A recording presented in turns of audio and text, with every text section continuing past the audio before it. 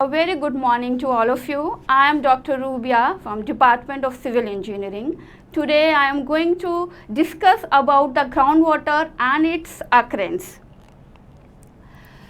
So we all know the importance of water. Water is very important for the sustainable development of life on the earth's surface. And it is a natural resource. It is a natural resource, and the only source of water on the earth's surface is our rainfall. You all are very much aware about this hydrological cycle. So let's discuss some important points of this hydrological cycle so that we can understand very well about the groundwater and its occurrence. So start with this hydrological cycle. What happened in our hydrological cycle? We have very water bodies on our earth surface. हमारे earth surface पे we have many water bodies. Such as, for example, we taken a oceanic water body. We have surface water body such as lakes, rivers also. Okay, so we have oceanic bodies in our earth surface, and when this sun, the energy which comes from this sun is increase the kinetic energy of that water molecule. What happen here now? At that time when the kinetic energy of water molecule is increases, that water vapors, that water molecule is escaped from our oceanic body. Okay, so when the water vapor start escaping from oceanic body, it comes to our earth surface and condense to form the clouds. Okay, and these clouds then precipitate in the form of rainfall and comes on the earth surface. Okay, from here it is clear to you all that what happened, oceanic body से हमारा जो water है वो vaporize होता है due to the energy which comes from the sun, और उस energy से क्या होता है कि हमारा जो वाटर वेपर्स होते हैं वो स्केप हो जाते हैं वाटर बॉडीज से and its comes to the atmosphere and form the clouds, और जब वो कंडेंस होते हैं वो क्या होता है हमारा रेनफॉल के फॉर्म में they come to our earth surface. Okay, at the time when the water reaches to the earth surface, हमारा पानी कहाँ से आ रहा है? हमारा जो वाटर है वो एटमॉस्फेयर से होते हुए हमारा अर्थ सरफेस पे आ रहा है. तो जो पूरा हमारा प्रेसिपिटेशन का जो पार्ट है, वो रेनफॉल का पार्ट है, वो हमारे एटमॉस्फेयर में जब आता है, when rainfall water comes in the atmosphere, उसका कुछ जो पार्ट होता है एट दैट टाइम वो वहीं पे क्या होता है, इवोपरेट हो जाता है and its goes to the atmosphere. फिर जो बचा हुआ रेनफॉल का पार्ट होता है, that part is comes to our earth surface. And when that water is reaches to the earth surface, what happen then? वो water सबसे पहले क्या होता है, it's come in contact with the soil. ठीक है, तो क्या होता है, जैसे ही वो soil के contact में आता है water, हमारा जो soil होता है वो उसको क्या करता है, कुछ पानी को वो absorb कर लेता है. जितना सॉइल की कैपेसिटी होती है, जितनी सॉइल की कैपेसिटी होती है उस वाटर को एब्जॉर्ब करता है. And the depression which is present in the surface, some water will store on that on that storage water bodies, and some water is absorbed by the vegetation through its roots. ठीक है, तो इतना rainfall का जो part है that is loss, वो क्या है, लॉस हो जाता है. फिर हमारा जो पानी बचता है आफ्टर दिस, ओके, वो क्या होता है, जितना हमारा आफ्टर सॉइल क्या होती है, एब्जॉर्ब करती है, और सॉइल के एब्जॉर्ब के बाद कुछ पानी हमारा अर्थ सरफेस में नीचे आ जाता है, जिसको हम इन्फिल्ट्रेशन बोलते हैं. ठीक है ना, जो वाटर इन्फिल्ट्रेट होके बिलो अर्थ सरफेस आ जाता है, that is known an infiltration. और इस इन्फिल्ट्रेशन से जो एक्सेस वाटर होता है which percolate deep down to the earth surface and make a part of ground water. ठीक है ना, जो और इन्फिल्ट्रेशन सॉइल, देखिए इन्फिल्ट्रेशन और पर्कुलेशन के बीच डिफरेंस क्या होता है, ये चीज़ आप ध्यान से सुनिएगा.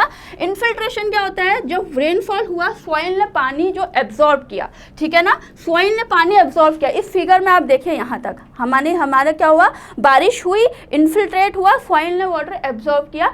उसके बाद जो सॉइल में एक्सेस वाटर होता है, again it will do, again it will percolated downwards. फिर वो और नीचे जाता है एंड फिर वो स्टोर होता है जिसको हम बोलते हैं ग्राउंड वाटर, है ना। और जो वाटर एक्सेस वाटर होता है वो क्या होता है, रन ऑफ होके ultimately goes to our oceanic water bodies. और यहाँ पे एक चीज़ और ध्यान देने वाली है कि ये वाटर है, ग्राउंड वाटर है, या फिर आपका जो सॉइल में वाटर है वो भी क्या होता है, वो भी कंटिन्यूसली मूवमेंट में है। और वो वाटर क्या होता है, वो धीरे धीरे जाते हुए क्या, वो भी मूव करते हुए हमारे ओशनिक वाटर में जाके कंट्रीब्यूट कर देता है। ठीक है, तो what this is all about the water, that how from where our that water comes on the earth surface. So यहाँ पे ध्यान रखने वाला पॉइंट क्या है, जो ओनली सोर्स है अर्थ पे वाटर का वो क्या है, आपका रेनफॉल है। ठीक है, now I think we have cleared this point that what is groundwater. मैं हाइड्रोलॉजिकल साइकिल इसलिए रिपीट कर रही थी क्योंकि मुझे जाना था, मुझे बताना था कि ग्राउंड वाटर होता क्या है। ठीक है, और कैसे बिलो द अर्थ सरफेस क्या है, हमारा जो वाटर है वो मिलता है।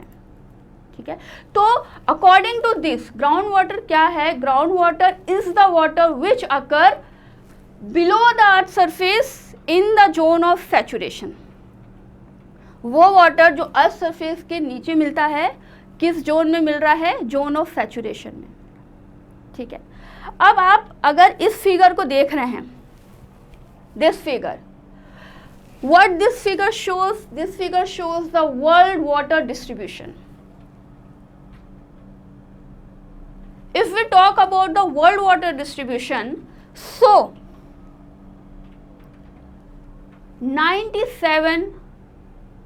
97% water, here you can see it is saline water.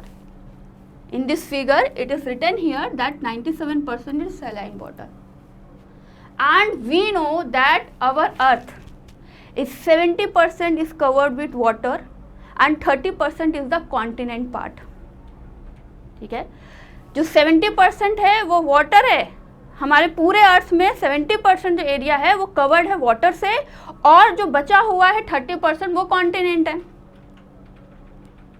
उस 70% वाटर के जो हम बात करते हैं, उस 70, देखिए कितना सारा पानी है हमारे अर्थ पे। ठीक है, लेकिन यहाँ पे जब हम एंड ऑफ दिस फिगर पहुँचेंगे तो एक बहुत ही एक सोचने वाली बात आपके सामने ये आएगी कि 70% पानी होने के बाद भी आजकल we are facing the crisis of water. Recent years में कुछ ऐसे सिटीज भी हैं जिनको ड्रॉट एरिया अनाउंस किया गया है। And what is the surprising thing that we have 70% of water, our earth is covered by 70% of water, फिर भी ये condition है। The reason behind is that our from that 70% of water, 97% water is saline water, rest we have 3% fresh water।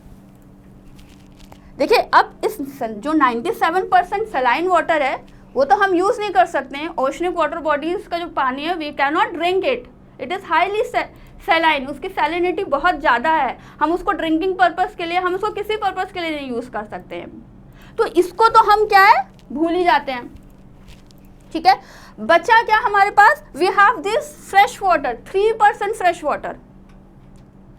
अब इस 3% fresh, अब देखिए यहाँ पे फ्रेश वाटर लिखा है ना, तो फ्रेश वाटर का मतलब क्या है कि वो क्या है, पोटेबल वाटर हो सकता है। ठीक है, ठीक, लेकिन इसमें भी जो ये 3% फ्रेश वाटर है उसमें भी 68% जो वाटर है, यहाँ पे ये देखिए, ये जो फिगर में यहाँ पे ये लिखा हुआ है दिस, ठीक है,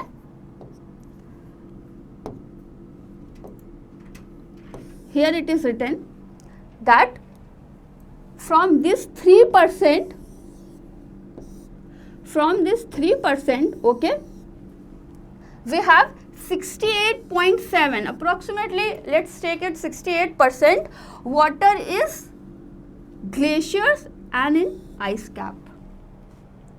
ठीक है, तो 68% water is trapped in glacier and ice cap, we cannot use this water।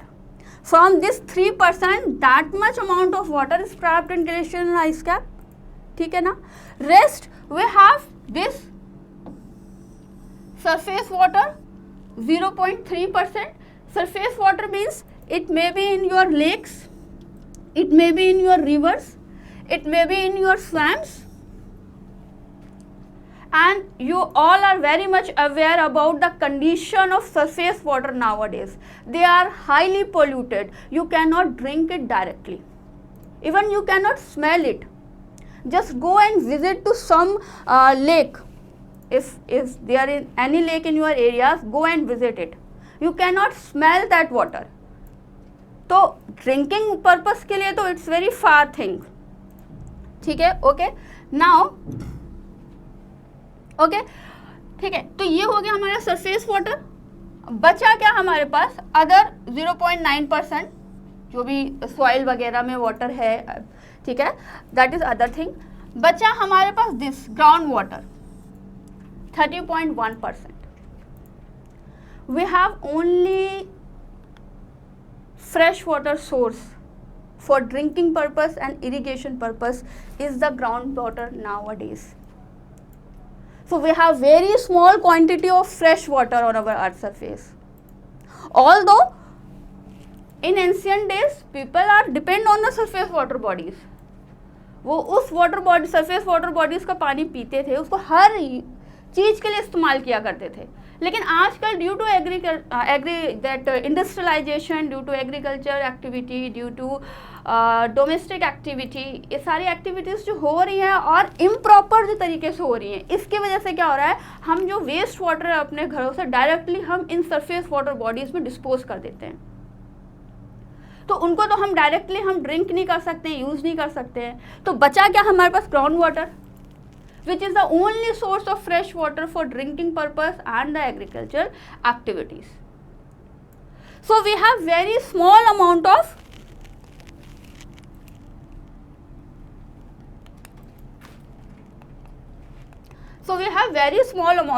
groundwater, fresh water on our earth surface, and which is groundwater. Okay. Now, so it is very clear that water is very important for the sustainable development of life. Based on the recent data by Water Research Institute, in our India, 54% this 54% of India's ground water well, जो Wales वगैरह हैं हमारे जिससे हम ground water extract कर रहे हैं, that are drastically decline. उनका जो वाटर लेवल है वो बहुत तेज़ी से क्या हो रहा है? कम हो रहा है. Okay, it is well are decreasing. इसका मतलब यहाँ पे ये है कि जो वाटर लेवल है 54% जो इंडिया के वाटर वेल्स हैं, ग्राउंड वाटर वेल्स हैं, उनका जो वाटर लेवल है that is drastically declining. And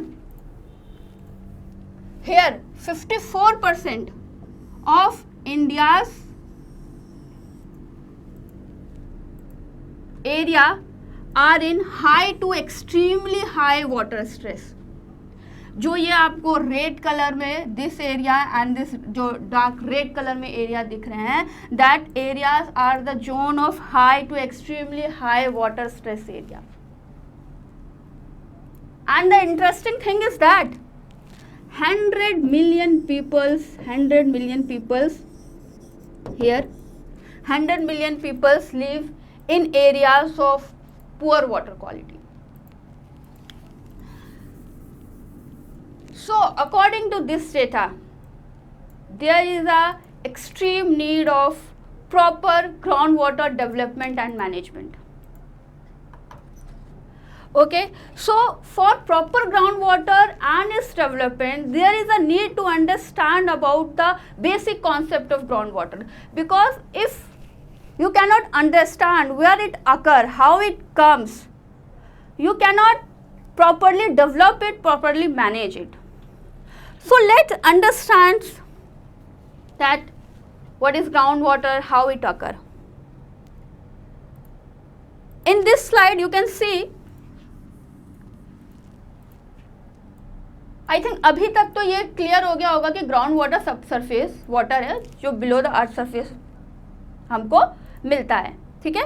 now the thing is that कि वो जो सब सरफेस वाटर है वो अर्थ पे कैसे आ रहा है, तो there is a many method. You can construct a well through bore well, through submersible, through hand pumps.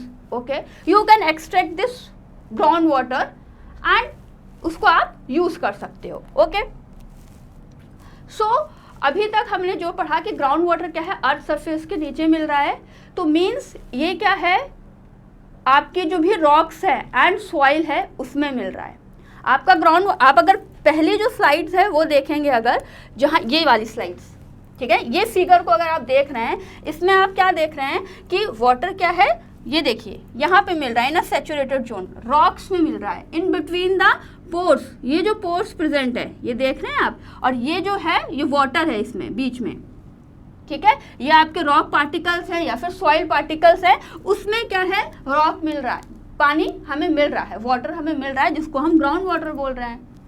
तो जब हम अकरेंस की बात कर रहे हैं तो इट्स वेरी इंपॉर्टेंट कि वहाँ के हमें पता होना चाहिए कि रॉक्स कौन सी है या फिर सॉइल कौन सी है, ठीक है, क्योंकि उसकी अकरेंस जो है वो किससे इफेक्ट हो सकती है, किससे इन्फ्लुएंस हो सकती है, किसी भी एरिया के रॉक टाइप से या सॉइल टाइप्स के, ठीक है. तो यहाँ पे I think okay, I will just give a little introduction about the types of rocks so that it will make easy to understand this terminology, which will helpful in further, ठीक है. So we all know in our earth surface we have three types of rock, ठीक है. It broadly classify into three types, that is igneous rock, sedimentary rocks and metamorphic rock. So what is igneous rock? Igneous rocks are those rocks which are formed by the consolidation of magma और लावा. देखिए rocks क्या होते हैं, rocks is the एग्रीग्रेट of mineral, ठीक है, different mineral से combine हो गए जो एक सब्सटेंस बनता है, उसको हम रॉक बोलते हैं, दैट इज रॉक, है ना. Rock is the एग्रीग्रेट of different various mineral, ठीक है. और ये थ्री टाइप्स के होते हैं. तो पहला जो मैंने बताया that is igneous rock which is formed by the consolidation of magma और लावा. दूसरी जो रॉक है that is sedimentary rock. This is formed by the weathering, erosion, transportation and deposition of pre existing rock. Pre existing rock से मेरा यहाँ मतलब है कि जो भी रॉक मिल रही है आज सरफेस में, चाहे वो आपकी इग्नियस रॉक हो, सेडिमेंट्री रॉक हो या फिर मेटामॉर्फिक रॉक हो, ठीक है, वो रॉक जब आपकी डिसइंटीग्रेट होती है, डिकम्पोज होती है, तो वो क्या बनाती है, it will goes to the basin and deposit there and form the sedimentary rock. Okay, and the next is the metamorphic rock. Metamorphic rock are those rock which are formed under high pressure and temperature. ठीक है, जो under high pressure and temperature पे rock बनती है वो क्या होती है, दैट इज मेटामॉर्फिक रॉक. मेरा यहाँ ये बताने का मतलब यहाँ पे ये था, मेरा जो पॉइंट था वो ये था कि देखिए जो इग्नियस रॉक है that is formed by the consolidation of magma. Magma क्या है, एक हॉट फ्लूइड है, ठीक है, ठीक, हॉट मटेरियल है. जब वो कंसोलिडेट होता है, कूल डाउन होता है, तो वो एक रॉक बनाता है, ठीक है, उसको हम इग्नियस रॉक बोलते हैं. वो रॉक क्या होती है, बहुत कॉम्पैक्ट होती है, हार्ड होती है, ठीक है. फिर हम जो अदर रॉक की बात मैं कर रही हूँ, सेडिमेंट्री रॉक की, वो कैसे फॉर्म होती है, जो प्री एग्जिस्टिंग रॉक होती है वो टूटती है, जब एक एक ग्रेन्स में टूटती है, और वो जो ग्रेन्स होते हैं वो डिपॉजिट होते हैं जाके कहाँ, बेसिन में.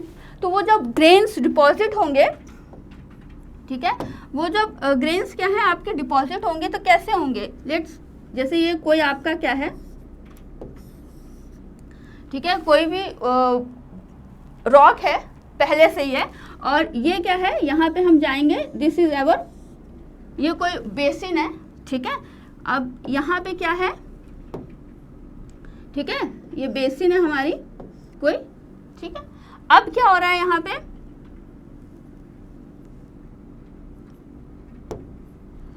कि यहाँ पे क्या हो रहा है, ड्यू टू वेदरिंग, वेदरिंग के कोई भी एजेंट्स हो सकते हैं, एयर हो सकता है, वाटर हो सकता है, विंड हो सकता है, उसके वजह से जब ये रॉक क्या है टूट रही हैं, टूट के फिर ट्रांसपोर्ट हो रही हैं, और ट्रांसपोर्ट होके यहाँ पे डिपॉजिट हो रही हैं, ठीक है। अब यहाँ पे ये डिपॉजिट हो गए। अब देखिए डिपॉजिट ये कैसे हो रही है, ये डिपॉजिट जो हो रही है ये देखिए, अगर आप यहाँ देखेंगे तो ये एक ग्रेन, ठीक है, ये दूसरा ग्रेन, ये ऐसे ग्रेन बाई ग्रेन ये क्या है, डिपॉजिट हो जा रही है।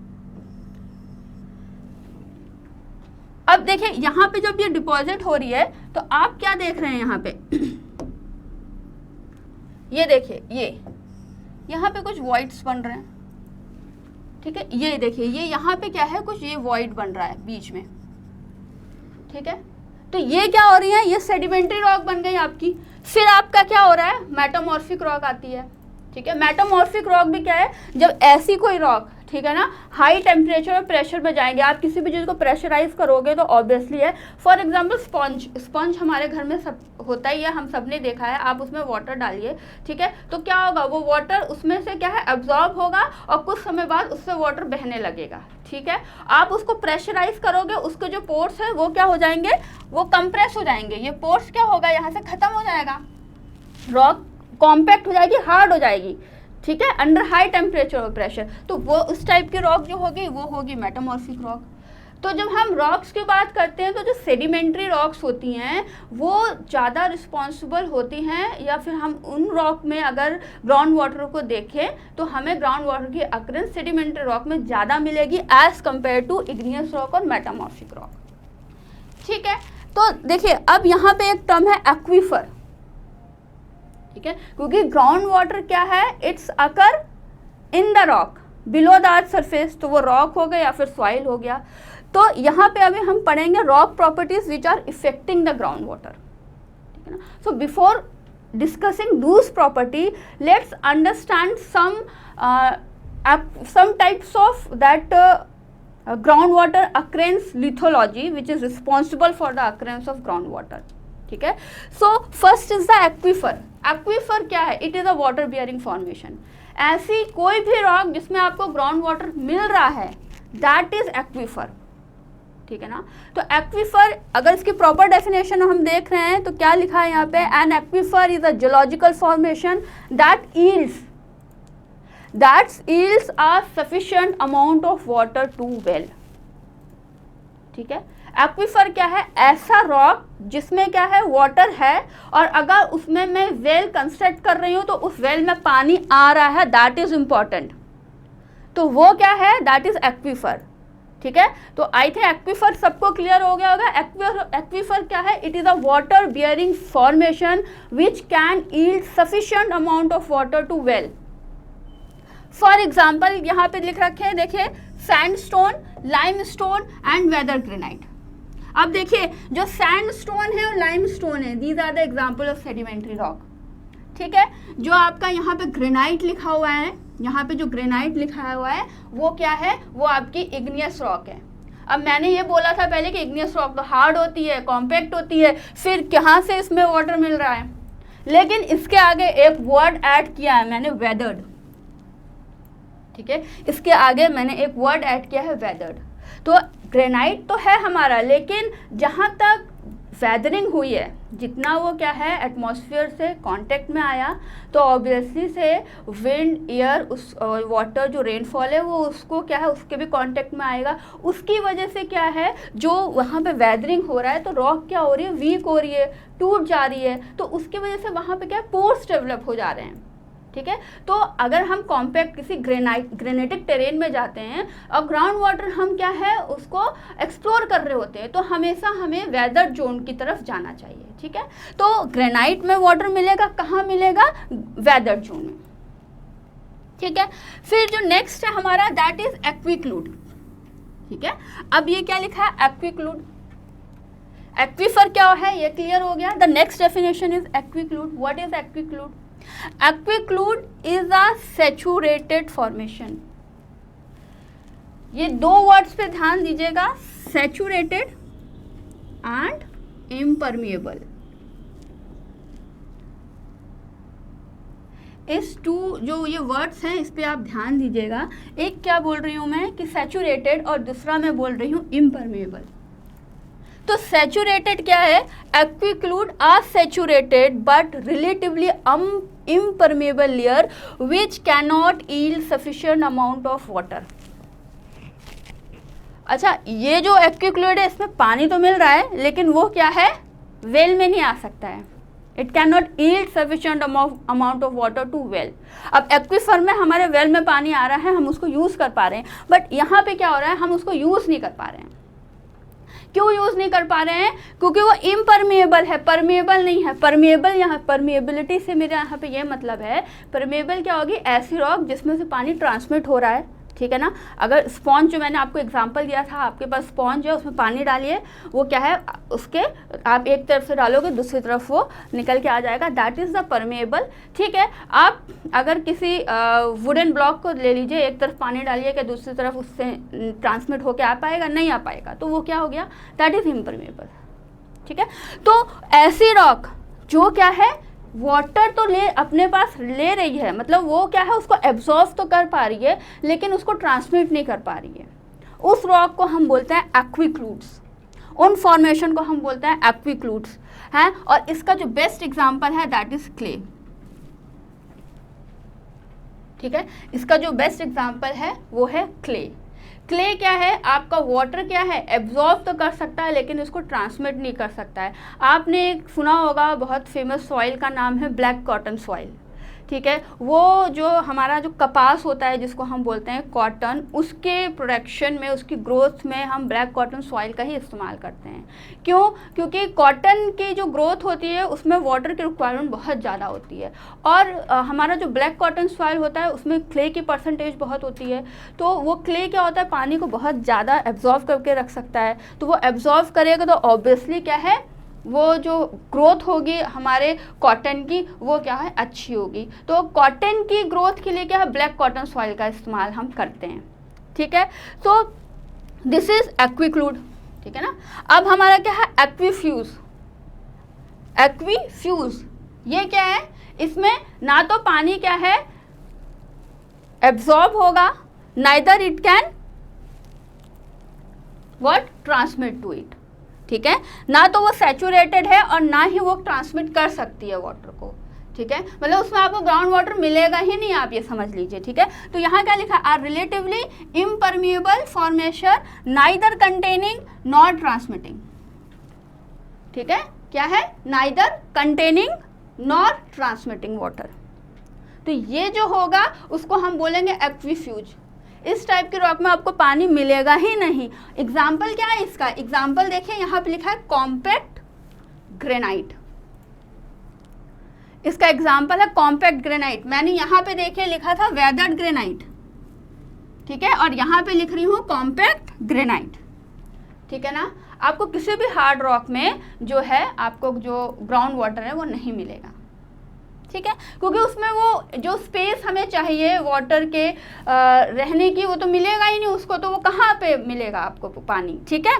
तो कॉम्पैक्ट ग्रेनाइट आपका क्या होगा, एक्वीफ्यूज होगा। एक्विटार्ड हम क्यों यूज़ करते हैं वर्ड, इसको आप ऐसे समझिए कि हमारे पास उस जो भी रॉक है उसमें पानी तो है, लेकिन वो बहुत डेप्थ में है, हम उससे पानी क्या है ले नहीं सकते हैं, एक्सट्रैक्ट नहीं कर सकते हैं, लेकिन उसका एक वो रोल प्ले करता है कि वो एक एक्वीफर से दूसरे एक्वीफर में पानी ट्रांसमिट तो कर सकता है, लेकिन हम उससे क्या है यील्ड नहीं कर सकते हैं। That can not yield sufficient amount of water to well, ठीक है, but it can transfer from one aquifer to another aquifer.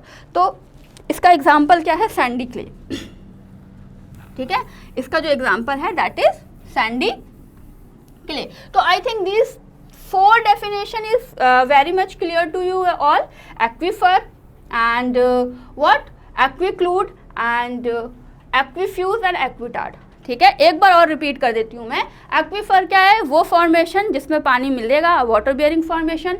एक्वीक्लूड क्या है, वाटर तो रहेगा, इट इज़ अ सैचुरेटेड, लेकिन क्या है कि ये सफिशिएंट अमाउंट ऑफ वाटर क्या है यील्ड नहीं करेगा, ठीक है, पानी वेल में नहीं आ सकता है। एक्वीफ्यूज नाइदर कंटेनिंग नॉट ट्रांसमिटिंग, और एक्विटार्ड क्या होता है, बहुत ही इसकी जो परमेबिलिटी रहती है बहुत कम होती है, ठीक है।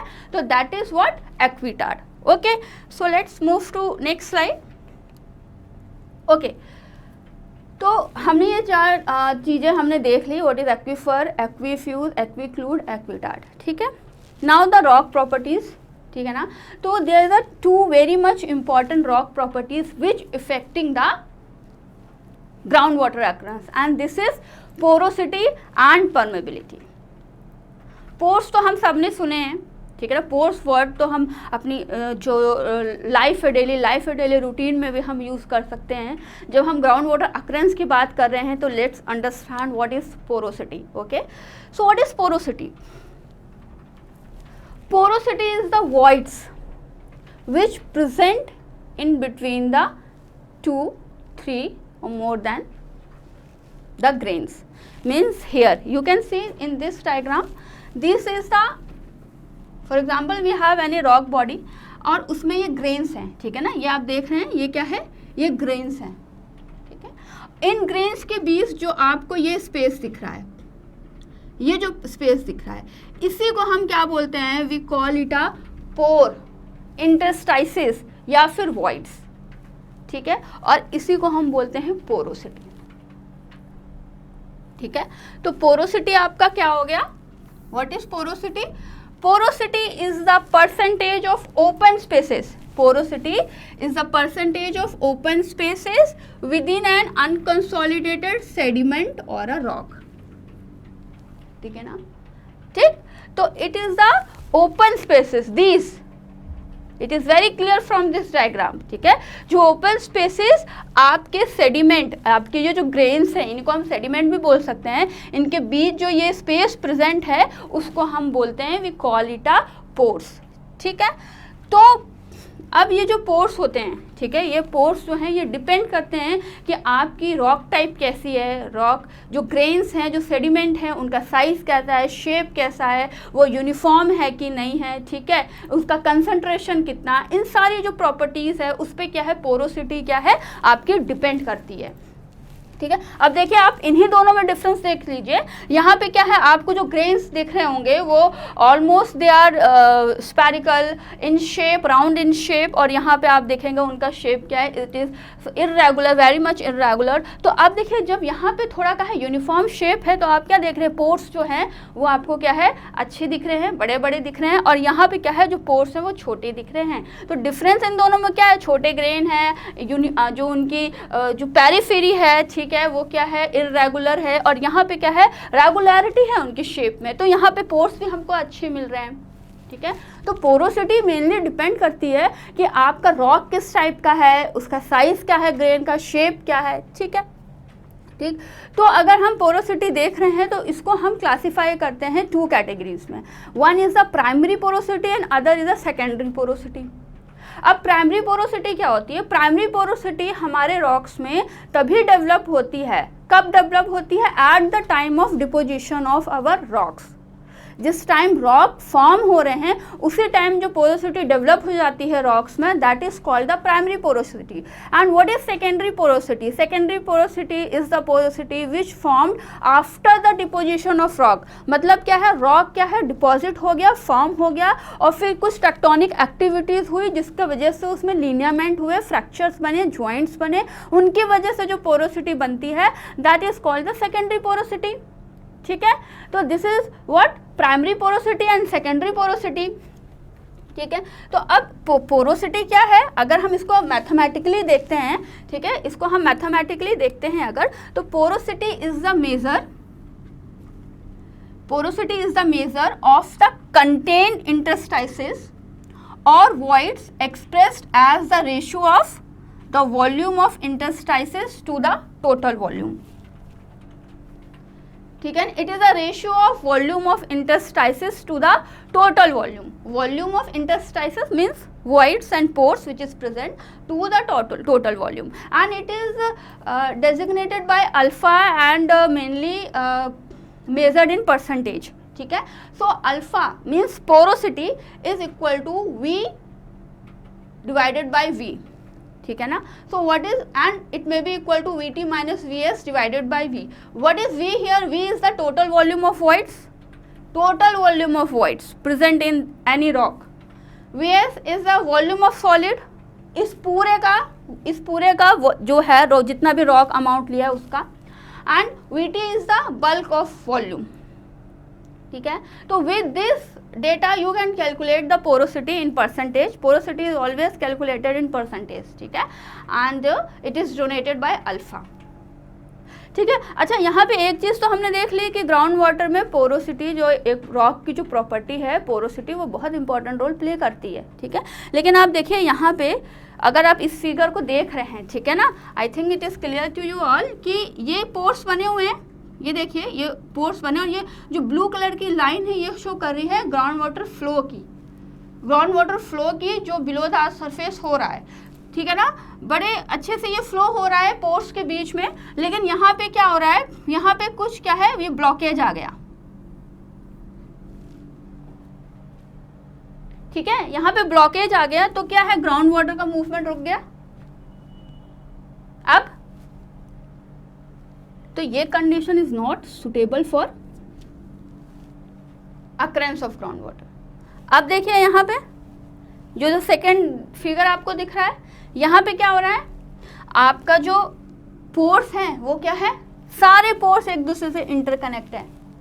वाटर क्या है, बहुत अच्छे से बह रहा है, और बहते हुए क्या है, मूव कर रहा है, ग्राउंड वाटर का जो मूवमेंट हो रहा है वो हो रहा है। And this is the suitable condition for the occurrence of ground water, ठीक है।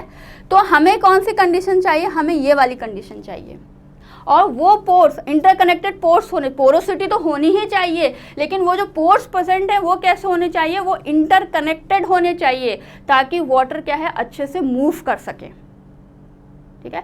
और इसी जो इंटरकनेक्टेड पोर्स होते हैं, इसी को हम क्या बोलते हैं, we call it a effective porosity, ठीक है। तो इसी को हम क्या बोलते हैं, we call it a effective porosity. अब इफेक्टिव पोरोसिटी से ही, और जो इंटरकनेक्टेड जो हमारे ये जो पोर्स की मैंने जो बात की है, इसी से क्या है, एक दूसरी प्रॉपर्टी क्या है which is also the very important property for the ground water occurrence. और वो प्रॉपर्टी है क्या, देखिए, effective porosity, interconnected voids, interconnected pores होने चाहिए, ठीक है। तो इसी इंटरकनेक्टेड पोर्स से हमारी जो दूसरी प्रॉपर्टी है वो क्या है, हमारी परमेबिलिटी। परमेबिलिटी क्या है, it is the ability of any rock और soil to transmit a water from it, ठीक है। उससे क्या है, पानी हमारा ट्रांसफर हो सके, ठीक है। अगर अच्छी परमेबिलिटी नहीं होगी तो ग्राउंड वाटर तो हमें मिलेगा ही नहीं, चाहे कितना भी सैचुरेशन हो, ठीक है ना, कितनी भी हमारी जो रॉक हो वो सैचुरेटेड हो, लेकिन अगर उसकी परमेबिलिटी ही अच्छी नहीं है तो वो वाटर उसमें से ट्रांसमिट कैसे होगा, वहाँ तो ग्राउंड वाटर हमें, उसकी अकरेंस हमें मिलेगी ही नहीं।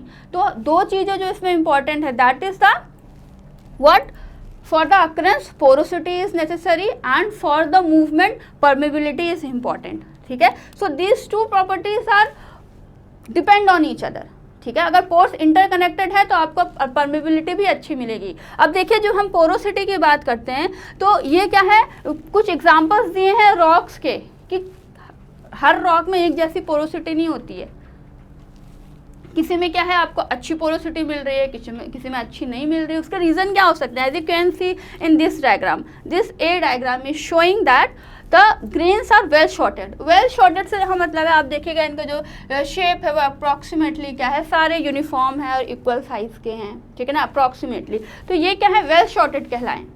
तो इनमें क्या है, आपको जो पोरोसिटी है वो देखिए कितनी अच्छी आपको दिख रही है, वॉइड्स जो है वाइट कलर में वो अच्छे दिख रहे हैं। तो इस टाइप की जब कंडीशन होगी रॉक्स की, तो you will get a good porosity. अब यहाँ पे देखिए क्या है, आपके जो पोर्स हैं, ग्रेन्स तो हैं सिमिलर टू दिस, लेकिन क्या है, जो इनके ये वॉइड्स हैं उसमें हमें क्या दिख रहा है, उसमें हमें दिख रहा है कि कुछ क्या है, मटेरियल यहाँ पे डिपॉजिट हो गए हैं, ठीक है। तो इसमें क्या है, उसकी पोरोसिटी डायमिनेंस हो गई, कम हो गई। ये वाली जब कंडीशन देखेंगे, इसमें पोरोसिटी है, जो ग्रेन्स कांटेक्ट में है एक दूसरे के, इसकी वजह से पोरोसिटी तो है यहाँ पे, और ये जो ग्रेन है ये सेल्फ पोरस भी हैं, तो इसमें तो बहुत ही अच्छी पोरोसिटी हुई एज कंपेयर टू दिस। अब इसमें देखिएगा, ठीक है, इसमें क्या है, बहुत अच्छे हैं, वेल शॉर्टेड है, ठीक है ना, वेल शॉर्टेड सेडिमेंट है, बट इसकी प्रॉपर जो पोरोसिटी है वो क्या हो गई, कम हो गई। किसकी वजह से हो गई, क्योंकि जो इसमें क्या हो गया, ये जो डिपोजिशन हो गया, सेकेंडरी डिपोजिशन। आप ये देखेंगे, ये एग्जाम्पल दिया है एक केमिकल प्रेसिपिटेटेड रॉक का। केमिकल प्रेसिपिटेशन से मेरा मतलब है कि लाइमस्टोन, जो लाइमस्टोन है वो केमिकल प्रेसिपिटेशन से बनती है रॉक। तो अगर हम लाइमस्टोन को लेते हैं तो उसमें हमको इस टाइप की क्या है पोर्स मिलेंगे। क्यों? क्योंकि लाइमस्टोन ईजिली क्या होता है डिज़ोल्व हो जाता है। तो उसके डिज़ोल्व होने से कुछ इस तरह के क्या है स्ट्रक्चर्स, ये इंटरस्टाइसेस, कैविटीज़ बन जाती हैं, और ये कैविटीज़ रोल प्ले करती हैं पोरोसिटी का। तो लाइमस्टोन में हमें ग्राउंड वाटर या ऐसे मिलता है। ये जो रॉक, ये जो कंडीशन दिखा रहा है, ये हार्ड रॉक की कंडीशन दिखा रहा है, ठीक है। जैसे ग्रेनाइट हुआ, आपकी मेटामॉर्फिक रॉक हो गई, जैसे नीस सिस्ट हो गई, ठीक है। चार्नोकाइट, कॉन्डालाइट जो हार्ड रॉक है, आपको साउथ साइड में हार्ड रॉक्स मिलेंगे, ठीक है। कानपुर में हमें क्या मिल रहा है? कानपुर का जो अगर आप जियोलॉजी देखेंगे तो यहाँ पे तो एलुवियम ही है, हमें पानी ईजिली से मिल सकता है। अच्छा एक्वीफर है ये जो एलुवियम है, that is a good aquifer, क्योंकि सॉइल है, सॉइल में अच्छी पोरोसिटी होती है, वाटर अब्जॉर्ब हो जाता है और स्टोर भी हो जाता है, and it is also have good permeability. तो कानपुर में आप कहीं भी बोरवेल करें आपको पानी मिलेगा, लेकिन जो हार्ड रॉक के टेरेन होती हैं, आप वहाँ कहीं भी क्या है वेल आप कंस्ट्रक्ट करो या बोरवेल करो और वो आपको क्या है वाटर यील्ड करे, it is not possible in every time. तो वहाँ पे क्या हमें बहुत सर्वे करना पड़ता है, हमें फील्ड सर्वे करना पड़ता है, जियोलॉजिकल सर्वे करना पड़ता है, जो फिजिकल सर्वे करना पड़ता है, उसके बाद हम वो पॉइंट देते हैं कि भाई हाँ आप यहाँ पे क्या है वेल कंस्ट्रक्ट कर सकते हैं, यहाँ पे बोरवेल कर सकते हैं, ठीक है। अब वो मिलता कैसे है? अंडरग्राउंड, क्योंकि वो ग्राउंड वाटर तो सब सरफेस में मिल रहा है। तो जो हार्ड रॉक होता है उसमें जो जॉइंट्स, जो फ्रैक्चर्स, जो लिनियामेंट्स डेवलप होते हैं ड्यू टू टेक्टोनिक एक्टिविटीज़, उसकी वजह से क्या होता है ऐसे जो गैप्स होते हैं ये वॉइड्स डेवलप हो जाते हैं, ठीक है। तो वो जब वॉइड्स डेवलप हो जाते हैं तो वो ये क्या रोल प्ले करते हैं? ये रोल प्ले करते हैं as a porosity for the occurrence of ground water.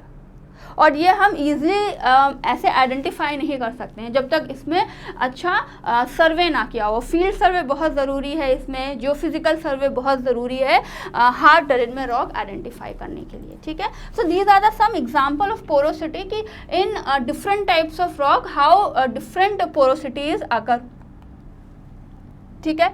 सो अभी तक हमने जो भी पढ़ा, ठीक है, अभी तक जो हमने प्रीवियस स्लाइड्स में पढ़ा कि ग्राउंड वाटर होता क्या है, ठीक है।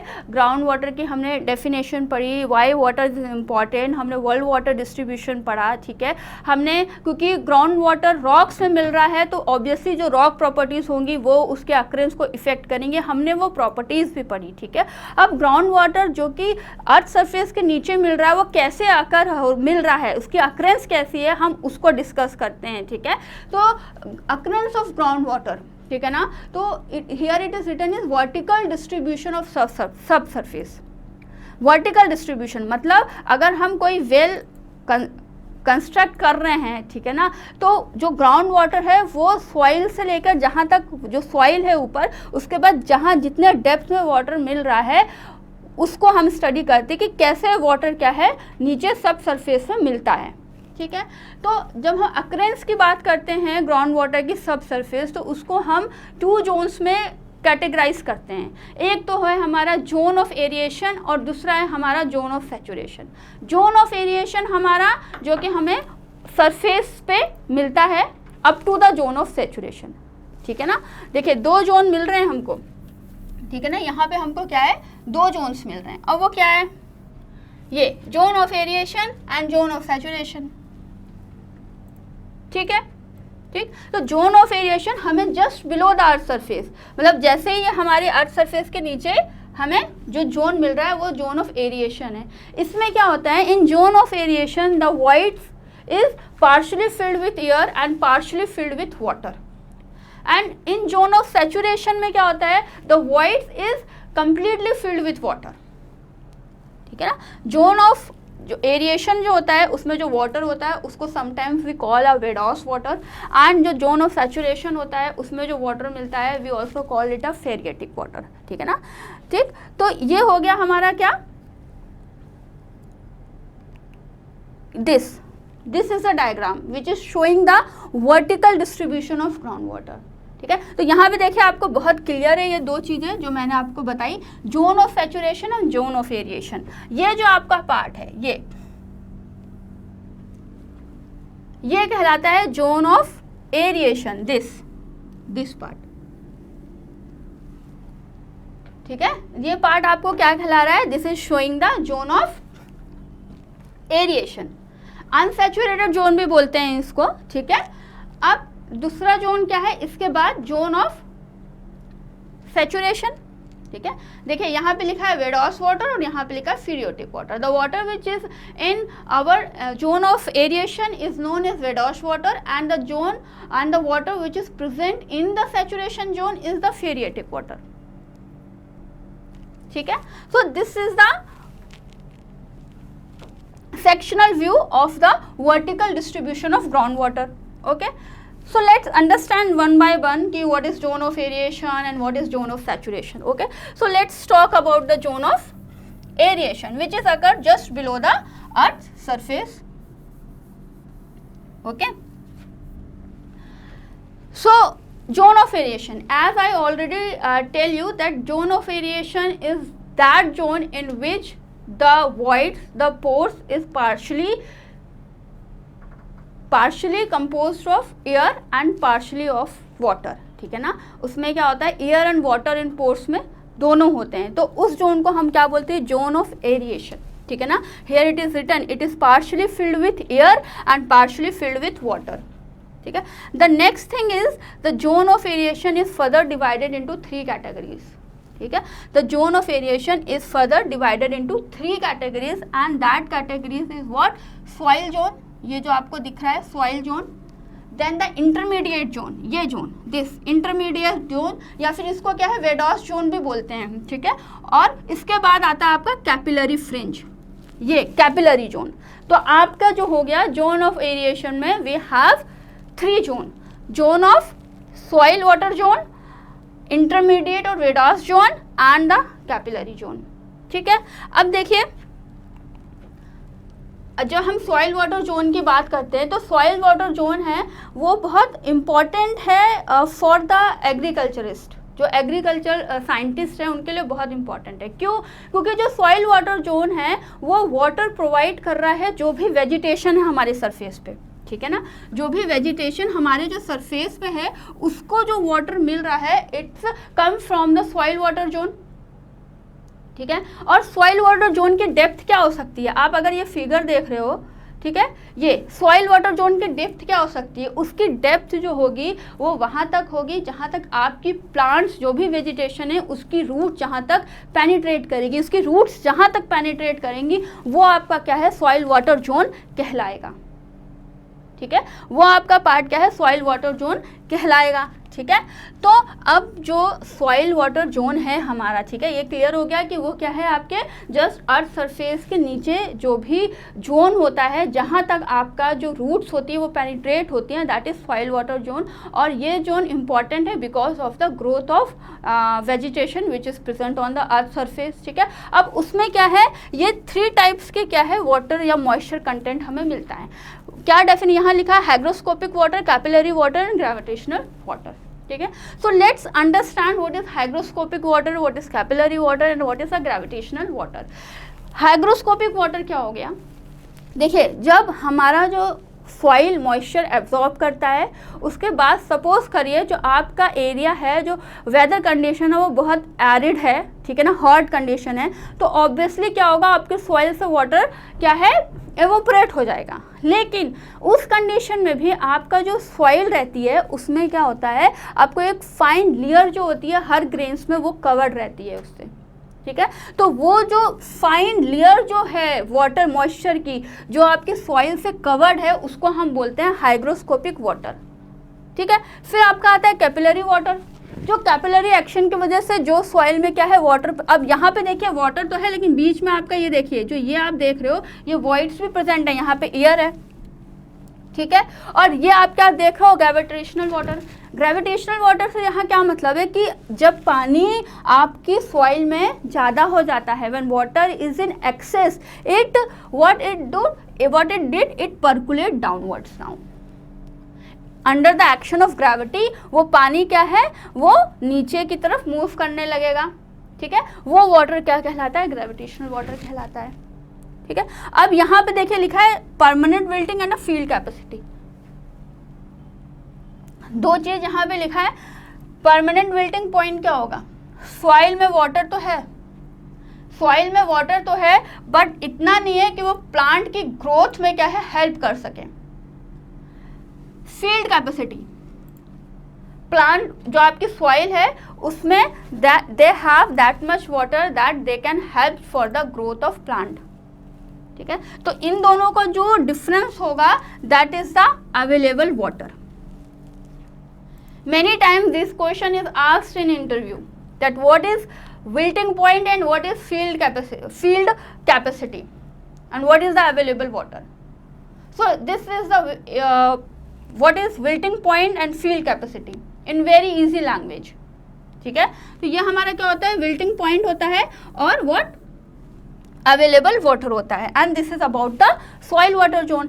सेकेंड जोन हमारा आता है इंटरमीडिएट वेडास जोन, ठीक है। इंटरमीडिएट वेडास जोन का मतलब जो आपका ये सॉइल हो गया ना, सॉइल जोन के बाद आपका जो इंटरमीडिएट जोन आता है वेडास जोन, ठीक है, जिसमें क्या होते हैं आपके जो वॉइड्स होते हैं, यहाँ पे आप डायग्राम में देखिए जो आपके जो वॉइड्स हैं वो क्या है, partially filled with air and partially with water, ठीक है। तो ये जो वाटर होता है ये क्या होता है हमारा, ये कहलाता है इंटरमीडिएट वेडास जोन। इसकी थिकनेस वेरी कर सकती है, फ्यू मीटर से लेकर 100 मीटर तक इसकी थिकनेस जो है वेरी कर सकती है, ठीक है। इसमें जो वाटर होता है वो मूव नहीं करता है, ठीक है, इसलिए क्या है इसको हम as a source, as a ground water source हम क्या है इसको यूज़ नहीं करते हैं, ठीक है। That's why we call it a vadose zone. और इस वेडास जोन के नीचे आता है आपका कैपिलरी जोन। ये देखोगे आप, अगर आपको ये डायग्राम में दिस, ठीक है, this portion, this is known as the capillary zone, this zone, ठीक है, ये वाला जोन, ठीक है। पहले आपका सॉइल हो गया, फिर इंटरमीडिएट वेडास जोन और फिर कैपिलरी फ्रिंज, ठीक है। तो अब इंटरमीडिएट वेडास जोन के बाद क्या आ रहा है हमारा, इंटरमीडिएट वेडास जोन के बाद हमारा कैपिलरी जोन आता है, जिसमें कि कैपिलरी एक्शन की वजह से जो वाटर प्रेजेंट होता है that is known as the what, capillary zone. And this is all about what, your zone of aeration, ठीक है। उसके बाद हमारा आता है जोन ऑफ सैचुरेशन, ठीक है। अब अगर इस डायग्राम में आप देखोगे क्या हो गया, जोन ऑफ कैपिलरी फ्रिंज के बाद यहाँ पे क्या लिखा है, कैपिलरी फ्रिंज के बाद यहाँ पे एक वर्ड लिखा है वाटर टेबल, ठीक है। उसके बाद हमें मिल रहा है जोन ऑफ सैचुरेशन, ठीक है।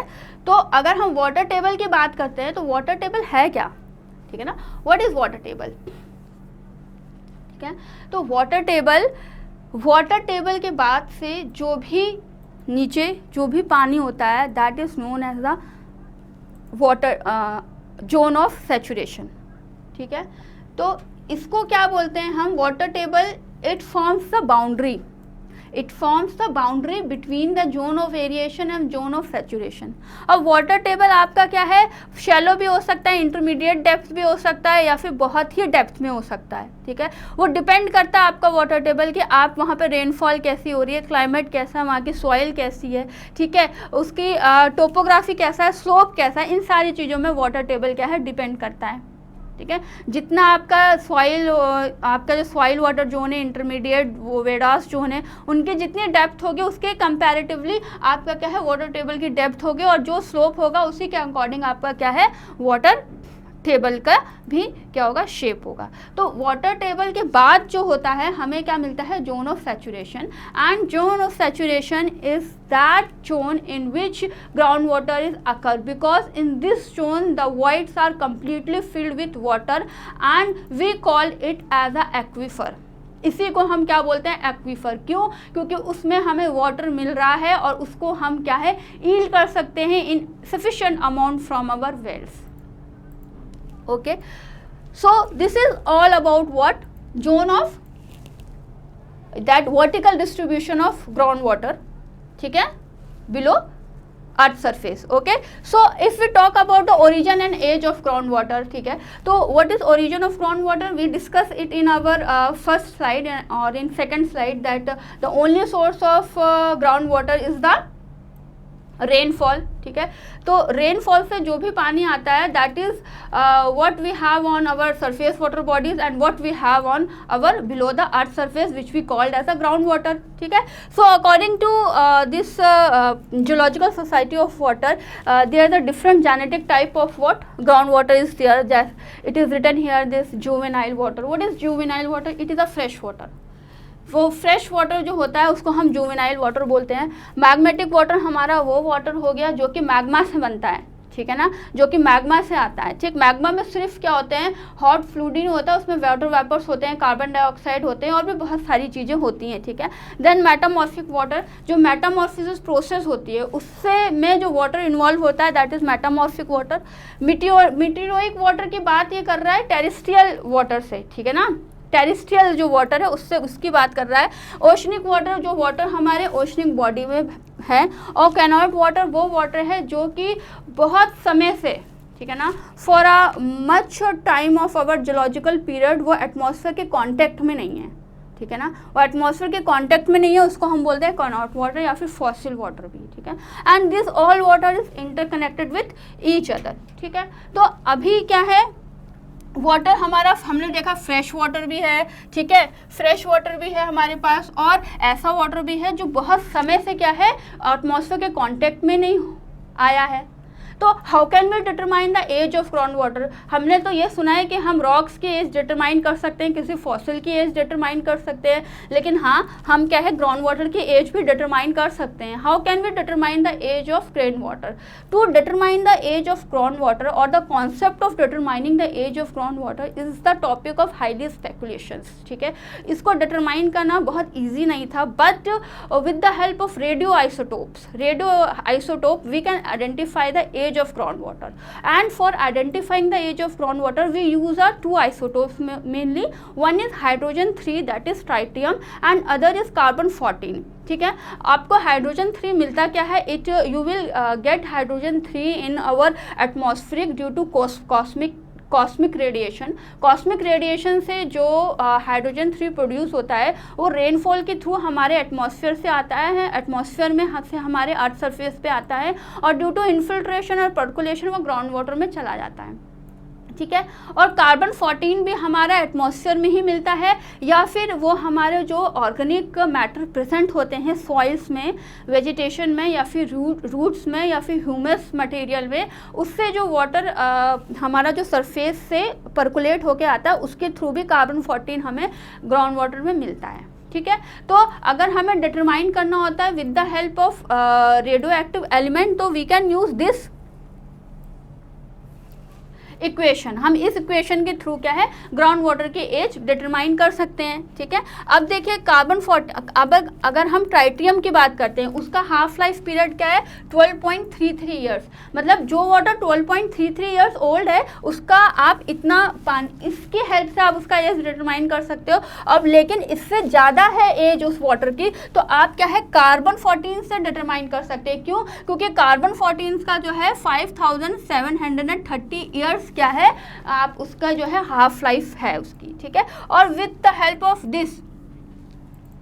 Of this equation A is equal to A naught E minus lambda T. तो what is A here? A is the absorbed radio activity, A naught is the activity at the time of the water entered the aquifer, lambda is the decay constant and T is the age of water. ठीक है, तो इसकी help से क्या है आप ground water की जो एज है वो निकाल सकते हैं अप टू 50,000 ईयर्स. और इसका एक बहुत बेस्ट एग्जांपल है in United Arab ground water का जब एक एक्सपेरिमेंट किया गया और जब रेडियो एक्टिव आइसोटोप से उसका एज डिटरमाइन किया गया. तो जब उसका एज डिटरमाइन किया गया उसका एज अप्रॉक्सीमेटली आया 20 to 30,000 ईयर्स ओल्ड. वो जो पानी था वो 20 से 30,000 साल पुराना पानी था. वो आप समझ सकते हैं कि वो जब हमारे अर्थ पे आइस एज रही होगी उस टाइम का वो वाटर था. और हम किसकी बात कर रहे हैं? यूनाइटेड अरब की. उस टाइम वो एरिया में पानी मिल रहा है। इस टाइम तो वो डिजर्टिक एरिया है पूरा, वहाँ पे क्या डिजर्ट मिल रहा है, रेगिस्तान मिल रहा है, लेकिन उस टाइम जब हम 20 से 30 हज़ार साल पहले की बात कर रहे हैं वो सैचुरेटेड जोन था, वहाँ पे पूरी आइस हेज थी, ठीक है ना। So this is how we can determine the age of ground water. So this is all for today's lecture. Thank you and have a nice day.